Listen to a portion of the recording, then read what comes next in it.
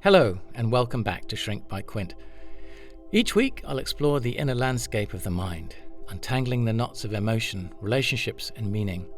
And together, we'll look at what it really means to live well. My aim? To offer insight, compassion, and hopefully a little relief, because your mental health really is your greatest asset. Today, we're talking about guilt. It's an emotion many of us try to avoid, maybe because it's uncomfortable, maybe because it's often mistaken for shame. But guilt, when we approach it with curiosity and care, can be one of the most constructive emotions we experience. Not a weight, but a signpost. Not a punishment, but a prompt to grow. First, a distinction that really matters. Shame says, there's something wrong with me. Guilt says, there's something I want to put right. As psychiatrist Willard Galen once said, shame is what we feel when our failings are exposed to others. Guilt is what we feel when our failings are exposed to ourselves. And that's what makes guilt, real guilt, so valuable. It comes from our own internal compass. It cares. So in therapy, I often see guilt show up in three forms.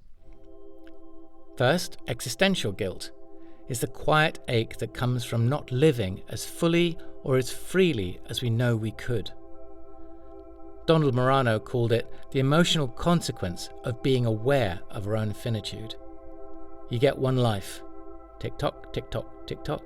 Sometimes guilt is the soft nudge reminding you not to drift through it.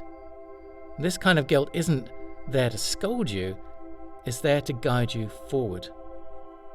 Then there's superego guilt, Freud's term for the guilt that stems from inherited rules and expectations.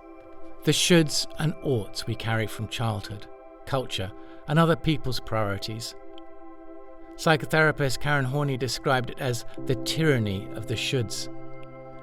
But even this kind of guilt can be useful if it helps us recognize what values aren't ours anymore. And finally, there's conscience guilt, the most empowering kind. It happens when we let down someone we care about or act in a way that feels out of step with who we truly are. Martin Buber called this an insight into love. Because conscience guilt doesn't seek to punish, it seeks to repair. It moves us towards honesty, towards healing, toward reconnection. So here's the invitation. Instead of pushing guilt away, try listening to it. Ask, what is this guilt pointing me toward? If it's shame, offer yourself kindness. If it's old, inherited guilt, ask if those rules still serve you. And if it's conscience, let it show you who you are and who you want to be. Guilt, when held gently, can be one of the most loving parts of your inner life. Thanks for joining me on Shrink by Quint.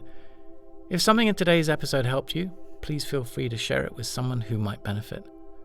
Remember, being human is messy, and that doesn't mean you're broken. Emotions like guilt are not enemies. Sometimes they're guides. Until next time, remember, your health is your wealth, so take good care of yourself.